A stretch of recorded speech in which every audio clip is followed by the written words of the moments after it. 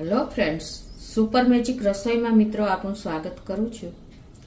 આજે હું મગને પલાળવાની કે બાફવાની ઝંઝટ વગર ઇન્સ્ટન્ટ જ આપણે શાક બનાવશું। એટલું ટેસ્ટી બનશે કે તમે આંગળા ચાટતા રહી જશો અને તમે દર વખતે આ જ રીતે બનાવશો, એટલું મસ્ત બને છે। તો ચોક્કસ તમને આ વિડીયો ગમશે, ગમે તો લાઈક કરજો, શેર કરજો અને સબસ્ક્રાઈબ કરવાનું તો હવે ભૂલતા જ નહીં। અને બાજુમાં રહેલ બેલ આઇકનને પણ પ્રેસ કરજો, જેથી કરીને લેટેસ્ટ વિડીયોની માહિતી તમને મળતી રહે। તો હવે ઇન્ગ્રેડિયન્ટમાં આપણે જો દેશી મગ લીધા છે 1 કપ, જે એકદમ મીઠા હોય છે, થોડુંક ચડતા ટાઈમ લાગે છે પણ ટેસ્ટી બને છે। 2 મીડિયમ સાઇઝના ટમેટાને મેં ઝીણા પીસ સમારી લીધા છે। 2 લીલા મરચા સમાર્યા છે, 1 ઇંચ આદુ ટુકડાને ગ્રેટ કર્યો છે અને 7 થી 8 કળી મેં લસણને ઝીણી કટકી કરી લીધી છે અને 2 ટેબલ સ્પૂન જેવી ધાણા ભાજી છે। લીમડાના પત્તા છે 15 થી 20 લીલા લીમડા મીઠાના, અને મીઠું લેશું, રૂટીન મસાલા લેશું અને તેલ લેશું। તો બનાવવાનું ચાલુ કરીએ। તો પેલા તો છે ને આપણા જે મગ 1 કપ લીધા છે ને એને એક બોલમાં નાખીને અને 2 થી 3 પાણીએ ધોઈ નાખશું। એટલે શું થશે, એના ઉપરની ડસ્ટ હોય કે કાંઈ પણ હોય ને એકદમ ક્લીન થઈ જાય।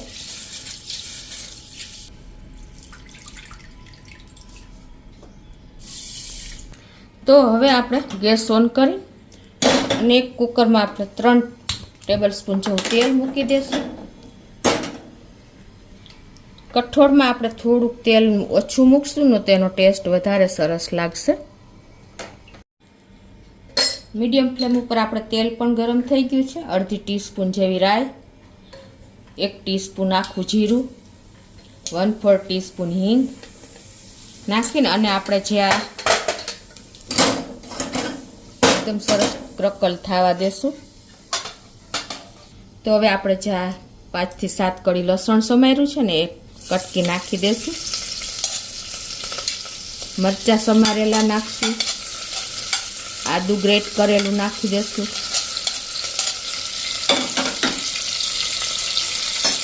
અને આને આપણે મીડિયમ ફ્લેમ ઉપર કૂક કરી લેશું।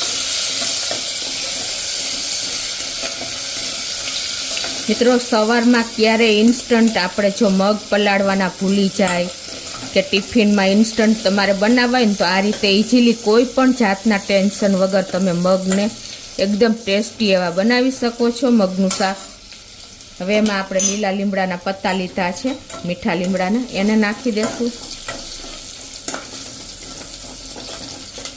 અને 2 ટમેટા સમાર્યા છે મીડિયમ સાઇઝના, એને નાખી દઈશું।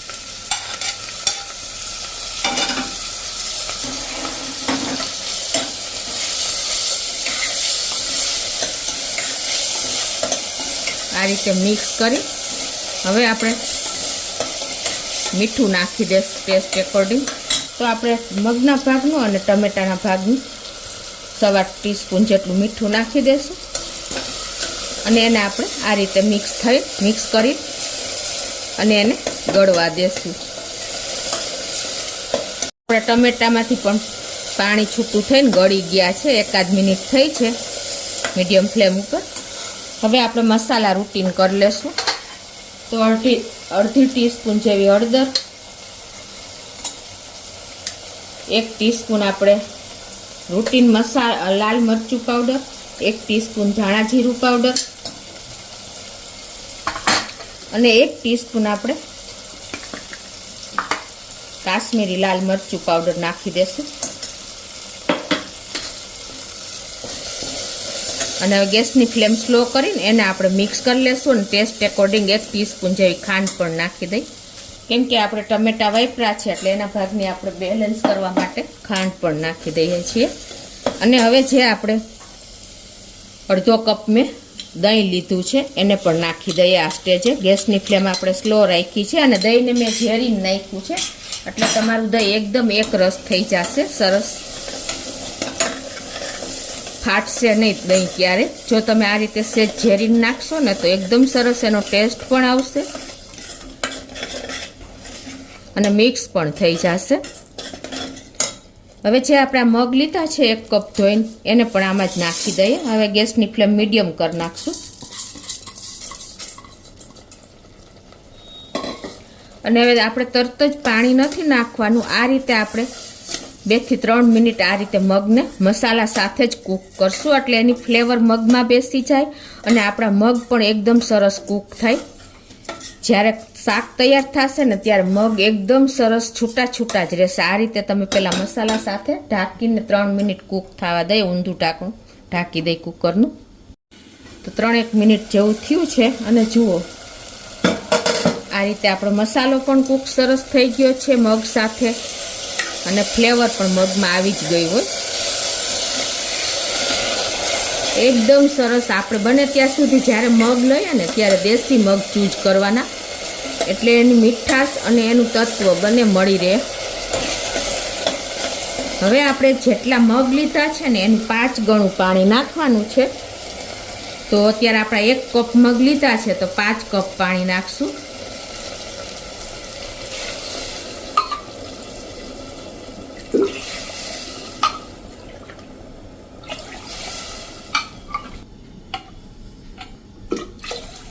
અને આપણે 5મો કપ છે ને અડધો ભરશું. એનું કારણ શું છે ખબર છે? આપણે અડધો કપ દહીં એડ કર્યું છે, એટલે આ રીતે તમારે ટોટલી 5 કપ પાણી લેવાનું છે દહીં સાથે જ. અને હવે આપણે આને ઢાંકી અને slow flame to medium flame ઉપર આપણે એને 25 થી 27 મિનિટ સુધી કૂક થવા દેશું.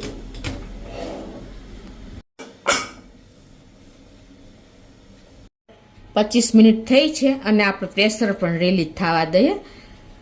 ગેસ બંધ કરી દઉં છું હવે. તો આપણું પ્રેશર પણ રિલીઝ થઈ ગયું છે. તો આપણે કુકરનું ઢાંકણું ખોલી લઈએ અને મગને ચેક કરી લઈએ. જુઓ મિત્રો આપણા મગ પણ સરસ કૂક થઈ ગયા છે અને પાણી જુઓ પરફેક્ટ માપનું થયું છે. તો જુઓ મિત્રો તમને મગ પણ બતાવી દઉં. જુઓ એકદમ સરસ આપણો એક એક દાણો છૂટો છૂટો થયો છે. પ્લસ તમે જુઓ એકદમ સરસ દાણો પણ ફાટીને ચડી ગયો છે અને એટલો લોચો પણ નથી થયો. તો હવે આપણે ધાણા ભાજી જે સમારી છે ને એને નાખી દઈએ. તો જો આપણા મગ એકદમ સરસ રેડી થઈ ગયા છે. તો એને આપણે સર્વ પણ કરી લઈએ. જો મિત્રો એકદમ ટેસ્ટી અને લુકમાં પણ બેસ્ટ એવા આપણા મગ તમને દાણે દાણો દેખાતો હશે. અને એટલા સરસ 25 મિનિટ ચડ્યા ને તો પણ આપણા મગ જરા પણ રેબાણા નથી અને ટેસ્ટી એવા આપણા મગ તૈયાર થઈ ગયા છે. તો આપણે સર્વ કરી લઈએ. તો હવે મિત્રો સર્વ કર્યા પછી આપણે ડેકોરેશન પૂરતી થોડી એવી ધાણા ભાજી પણ ઉપરથી સ્પ્રિંકલ કરી દઈએ.